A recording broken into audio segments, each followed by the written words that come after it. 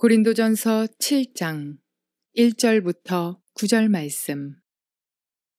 너희가 쓴 문제에 대하여 말하면 남자가 여자를 가까이 아니함이 좋으나 음행을 피하기 위하여 남자마다 자기 아내를 두고 여자마다 자기 남편을 두라. 남편은 그 아내에 대한 의무를 다하고 아내도 그 남편에게 그렇게 할지라. 아내는 자기 몸을 주장하지 못하고 오직 그 남편이 하며 남편도 그와 같이 자기 몸을 주장하지 못하고 오직 그 아내가 하나니 서로 분방하지 말라. 다만 기도할 틈을 얻기 위하여 합의상 얼마 동안은 하되 다시 합하라. 이는 너희가 절제 못함으로 말미암아 사탄이 너희를 시험하지 못하게 하려 함이라. 그러나 내가 이 말을 함은 허락이요 명령은 아니니라. 나는 모든 사람이 나와 같기를 원하노라. 그러나 각각 하나님께 받은 자기의 은사가 있으니 이 사람은 이러하고 저 사람은 저러하니라. 내가 결혼하지 아니한 자들과 과부들에게 이르노니 나와 같이 그냥 지내는 것이 좋으니라. 만일 절제할 수 없거든 결혼하라. 정욕이 불같이 타는 것보다 결혼하는 것이 나으니라. 좋은 아침입니다. 오늘은 고린도전서 7장을 통해서 우리 인생의 가장 중요한 문제를 배우기로 원합니다. 결혼에 대한 문제입니다. 결혼관계. 아직 결혼 안 한 사람, 결혼한 사람, 이혼한 사람, 남편이 죽어서 과부된 사람, 전부 이야기를 지금 사도 바울이 이야기하고 있다는 점에서 7장은 굉장히 중요한 이야기를 우리에게 던져주고 있습니다. 오늘 본문은 우리가 단락 구분하기보다는 사도 바울이 우리에게 결혼에 대한 관을, 비유를 던져주고 할 때 카테고리를 가지고 이야기하고 있다는 것을 뽑아내는 것이 필요합니다. 그래야만 사도 바울이 말하는 성경적 결혼관의 중요한 관점을 우리가 끄집어낼 수가 있습니다. 그래서 오늘 본문은 여러 단락으로 구분할 수 있는데 첫 번째 단락은 1절부터 6절까지가 혼인에 대한, 결혼에 대한 일반적인 원리, 일반적인 성경의 원리. 두 번째로는 7절, 8절, 9절에서 결혼하지 않은 미혼자와 과부에 대한 권면. 자, 과부들은 어떻게 사는 게 좋은가? 세 번째로 10절부터 16절까지 해서 이미 결혼한 사람들이 이혼하고 싶을 때 여러 가지 문제가 있는데 거기에 대해서는 어떻게 할 것인가? 이혼에 관한 문제. 그 다음 네 번째로 17절부터 24절까지 해서 결혼했는데 알고 보니까 불신자였다. 마음이 맞지 않는다. 자, 그러면 그 결혼의 자리는 하나님이 내게 주신 자리인가 아닌가 하는 부르심의 문제. 결혼과 부르심의 문제. 결혼과 부르심의 문제. 17절부터 24절까지. 그 다음 25절부터 마지막 절까지 나누면은 처녀들의 결혼 문제. 처녀들은 어떻게 할 것인가. 그 문제를 다루고 있다고 이게 크게 나눠서 5가지로 분류해가지고 사도 바울이 지금 우리에게 중요한 관점을 던지고 있습니다. 그래서 오늘 먼저 한번 결혼에 대한 질문에 대해서 아마 고린도 교인들이 사도 바울에게 결혼에 대한 문제가 우리가 지금 심각합니다. 교회 안에 이런 문제가 나오는데 도저히 이 문제를 해결할 길이 없습니다. 우리에게 성경적인 관점을 좀 던져주십시오. 하나님은 이럴 때 어떻게 하기를 원하십니까? 하고 질문을 했던 것 같아요. 그래서 7장 1절에 보면 너희가 쓴 문제에 대하여 말하면 고린도 교인들이 질문을 했다는 거예요. 왜 그 질문을 했을까? 고린도 교회가 너무 성적으로 타락한 도시였기 때문에. 너무나 개방적인 사회예요. 과연 성경은 성에 대해서 뭐라고 말하는가? 성경은 marriage, 결혼에 대해서는 뭐라고 말하는가? 아예 결혼 안 하는 게 좋은가? 왜? 그 당시에 금욕주의가 또 횡행하고 있어서 영과 육을 분리해가지고 육은 악하다. 그래서 결혼이라는 거 좋지 않다. 성 아주 안 좋은 거다 하면서 모든 육체적인 것은 악하다고 하는 그러한 부류들이 있었다는 거예요. 거기에 대해서 답을 던질 필요가 있고 또 다른 부류들은 아니 예수의 이름으로 완전히 구원받았고 우리는 모든 것이 자유다 하는 자유분방주의도 일어났다는 거예요. 자, 이것을 어떻게 성경적으로 해결할 수 있을 것인가 하는 것은 중요한 문제입니다. 여기에 대한 관점을 가지고 사람들에게 말해줄 때 사람들은 나는 이렇게 그러면 성경적으로 살아야겠다는 그 분명한 길을 찾을 수가 있는 거예요. 그래서 사도 바울은 결혼에 대한 관점을 우리에게 던져주고 있는 겁니다.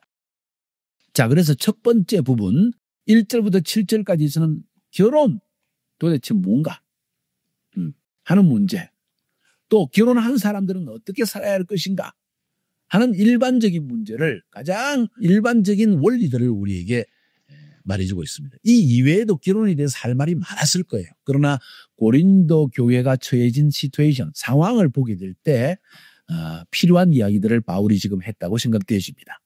자, 1절부터 7절까지 해서 결혼에 대해서 전반적으로 뭘 말하고 있을까요?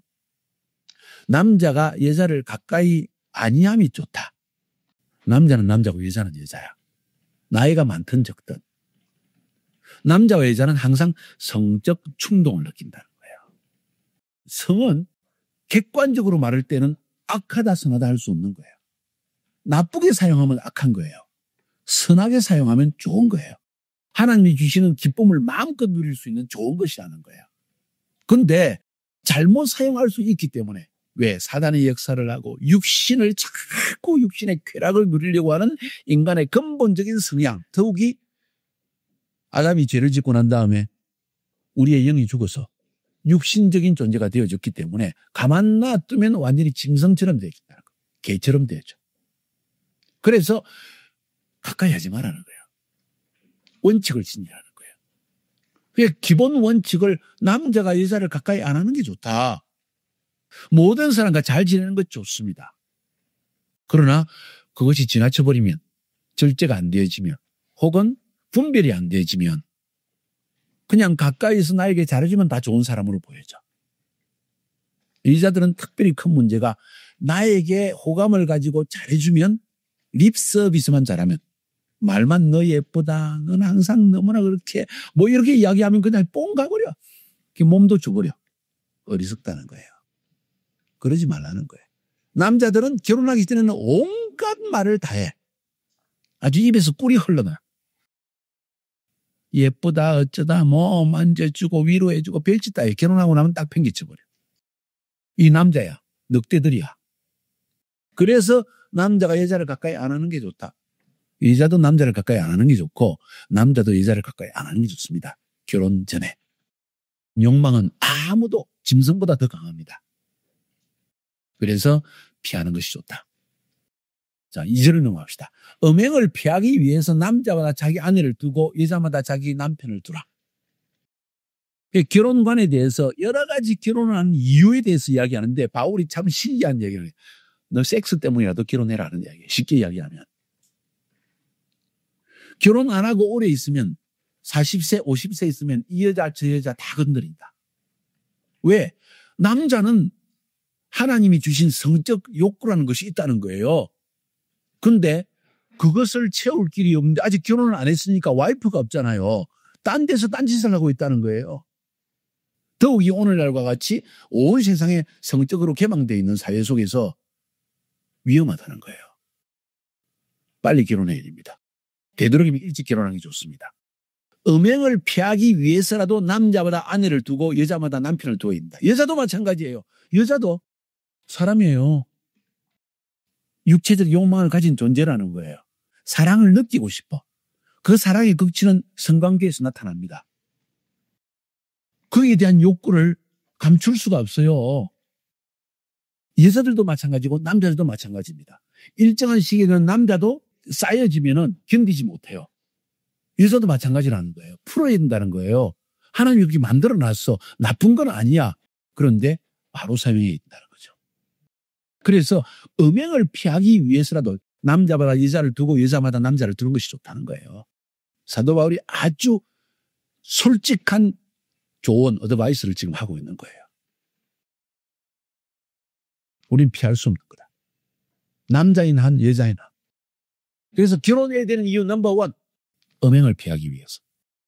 그런데 이미 결혼을 했는데 남편과 여자 사이에, 남자와 여자 사이에 남자가 원할 때가 있고 여자가 원할 때도 있는데, 남자가 귀찮다고 할 때가 있고 여자가 귀찮다고 할 때도 있다는 거예요.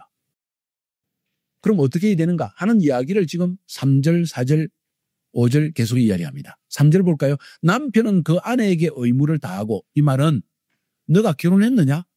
여자가 원할 때는 해줘야 된다. 너가 원치 않아도 아내가 원하면 해줘야 된다. 또 그럼 아내도 남편에게 그렇게 해줘야 된다. 서로 맞추는 것은 참 좋은 일이라고 생각합니다. 대개 남자들이 자기가 남자이기 때문에 힘이 세기 때문에 집안의 가장이라고 해서 자기 마음대로 하고 싶을 때 해버리고 여자는 원하는데도 그냥 바쁘다고 팽개쳐버린 경우가 많아요. 특별히 자기가 원할 때 만족을 느끼지 못하는 거예요. 근데 남자는 너무 바빠. 사회가. 스트레스가 너무 많아.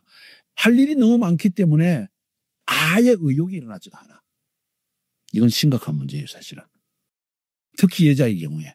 옛날에는 한국 사회가 남자의 말을 듣는 사회였기 때문에 여자가 막 원함이 있어도 참는 것이 한국의 문화였어요. 유교 문화가.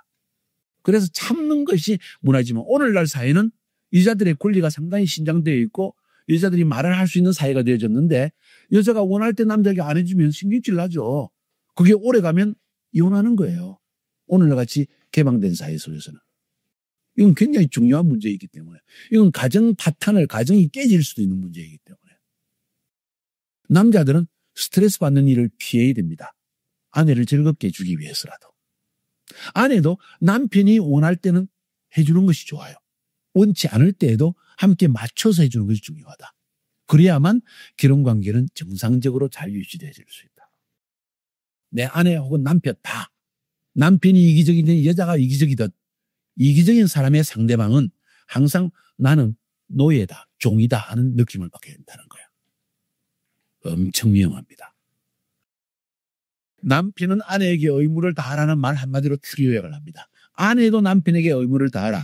네 원하는 대로 하지 말고 상대방이 원하는 것, 내 아내가 혹은 내 남편이 원하는 것을 맞춰주는 태도가 굉장히 결혼생활에 중요하다. 왜 그렇게 말하느냐? 아내가 자기 몸을 주장하지 못하고 오직 그 남편이 하며 남편도 그와 같이 자기 몸을 주장하지 못하고 오직 그 아내가 안 하니. 부부는 한 몸이거든요. 부부가 남편이 마음대로 여자가 마음대로 해서는 안 된다는 거예요. 서로가 통제를 한다는 거예요. 서로가. 때때로 이제 남편과 아내가 마음이 갈라져가지고 분쟁이 좀 일어나고 마음이 상해가지고 같이 자고 싶지 않을 때도 있어요. 지금 성관계를 가지고 관계를 떠나서 아예 그냥 침대에 그냥 같이 눕기도 싫을 때가 있어. 그럴 때 어떻게 될 것인가? 바울은 이렇게 얘기합니다. 서로 분방하지 마라. 절대로 부부가 방을 따로 쓰는 일이 있어서는 안 된다. 이거는 심각한 문제예요. 엄마가 딴방 사는 사람이 있어요. 아버지가 딴방 사는 사람이 있습니다. 이거는 부부가 아니에요. 이미 마음이 갈라진 거예요. 굉장히 위험합니다. 사람들이 그냥 그냥 서로 좋은 게 좋지. 혹은 코를 너무 골았어. 혹은 저 남자 꼴도 보기 싫어. 저 여자하고 같이 눕기도 싫어. 이런 상황까지 갔다면 이건 심각한 문제라는 거예요. 성경은 말하기를 분방하지 않아. 왜? 감정이 격화되십니다. 골이 깨집니다. 그 골이 깊어지면 그 다음엔 같이 살아도 남이 된다는 거예요. 그래서 할 수 있는 대로 잠깐 떨어져 있어도 밤이 지나기 전에 화해를 하고 한밤중이라도 함께 합방을 해야 된다는 거예요. 함께 하는 자리를 늘 유지해야 된다. 부부는 항상 함께 하는 것을 유지해야 된다. 분방하지 마라. 다만 기도할 틈을 얻기 위해서 얼마간 합의상 하되 다시 합해라. 이는 너희가 절제 못함으로 인하여 사단이 너희를 시험하지 못하게 하려니라. 남편이 아내를 혼자 놔두고 분방을 하게 되면 여자에게 불같은 분노가 일어납니다. 나를 버렸구만. 감정이 일어난다는 거예요. 이 감정이 일어나면 굉장히 위험합니다. 남편도 마찬가지입니다. 저 여자가 나를 아예 이제는 싫어하는구나. 딴 남자에게 마음을 둔다는 생각까지 갈 수 있다는 거예요. 그래서 부부는 반드시 함께 있어야 됩니다. 사단이 턴타지는 것을 막기 위해서. 만약 분방을 하는 것이 오래가면은 사단이 틀림없이 턴당이다. 사단이 시험 줍니다. 마음의 감정이 이미 깨져버렸는데 내 마음속에 욕망이 일어날 때 어떻게 할까? 다른 남자, 다른 여자를 찾게 돼 있다는 거예요. 굉장히 위험합니다. 상처받는 건 전부 아이들이에요. 자녀들이에요. 세대를 통해서 계속 내려가는 가정에 상처받는 이유가 거기에 있다는 거예요. 자녀들이. 절대 함께하라. 입제를 보니까 바울이 그러면서 그러나 내가 이 말을 하면 명령은 아니니라. 권면이다. 권하는 것이다. 명령은 아니다. 그러나 이렇게 하라. 하는 이야기를 하고 있습니다. 나는 모든 사람이 나와 같기를 원하노라. 그러나 각각 하나님께 받은 자기의 은사가 있으니 이 사람은 이러하고 저 사람은 저러하니라. 두 번째 원의 사도 바울이 말하는 것은 미혼자와 과부에 대한 독신 생활 권고입니다. 자, 결혼 안 한 사람들 혹은 남편이 죽고 과부된 사람은 어떻게 할 것인가 하는 이야기. 7, 8, 9절에 나는 모든 사람이 나와 같기를 원하노라. 독신으로 살기를 원한다는 거예요. 그러나 각각 하나님께 받은 자기의 은사가 있으니 이 사람은 이러하고 저 사람은 저러하니라. 어떤 사람은 독신으로 살고 어떤 사람은 결혼한다. 은사가 있다. 은사라고 말한 이유는 하나님이 독신의 은사를 준 사람이 있다는 거예요. 다시 말해서 성적 욕망을 제어하는 능력이 뛰어나든지 아예 성적 욕망이 없든지. 8절 9절에 내가 결혼하지 아니한 자들과 과부들에게 이르노니 아직 결혼 안 한 미혼 사람들과 남편이 죽고 혼자가 된 과부들에게 말을 하는데 나와 같이 그냥 지내는 게 좋다. 만일 절제할 수 없거든. 이것도 뭔 이야기예요? 성적 욕망을 이야기하는 거예요. 성적 욕망을 네가 참을 수 없거든. 결혼해라. 정욕이 불같이 타는 것보다 결혼하는 것이 나은다. 왜? 정욕이 불같이 타면 온데 문제를 일으키기 때문이다. 이게 실제적인 이야기라는 거예요. 여자 중에도 그런 여자가 있습니다. 남편과 함께 살지 않고 혼자 살 경우에 온 남자들을 건드립니다. 미혹하고 유혹합니다. 남자도 마찬가지예요. 정욕이 엄청 강한 사람이 있습니다. 자기를 잘 보고 자기의 약점이 성에 있다면 빨리 결혼해가지고 자기와 맞는 사람과 빨리 결혼해서 그 여자와 늘 함께 사는 것이 좋습니다. 그래서 이야기하는 거예요. 절제할 수 없거든. 결혼해라. 정욕이 불같이 타는 것보다 결혼하는 게 차라리 낫다. 왜? 정욕이 불같이 타는데 결혼 안 했으면 문제를 온데 일으키고 온 여자를 건드리기 때문이다. 그럼 교회가 뭐 어떻게 꼴이 되겠냐? 엉망된다는 이야기입니다. 각 사람에게 강한 강점이 있고 각 사람에게 굉장히 약한 약점이 있는데 자기의 강점과 약점을 여러분이 알지 못하면 여러분 인생 실패합니다. 자기의 약함을 내가 어떻게 주님 앞에 잘 다스려야 될 것인가 하는 것을 연구를 해야 됩니다. 그래서 그 출구를 열어놓아야 됩니다. 죄를 짓지 않도록. 성격이 굉장히 급한 사람이 있습니다. 막 급하게 그냥 팽팽팽팽 하는 사람. 자기의 약점을 잘 알고 그런 순간순간 내가 어떻게 할 것인가를 잘 생각을 하지 않으면 인생에 매일 실패합니다. 지금 바울이 그 점에 대해서 이야기를 합니다. 그래서 결혼 아직 안 한 사람과 과부가 됐지만은 혼자 사는 게 좋다는 데 사도 바울이 이야기를 합니다. 그러나 만약 정욕이 너무 강해서 이건 내 의사와 상관없이 정욕은 일어난다는 거예요. 이걸 그런 상태라면 차라리 결혼해라. 지금 그것을 지금 사도 바울이 이야기를 하고 있습니다. 승리하시기를 주의 이름으로 축복합니다.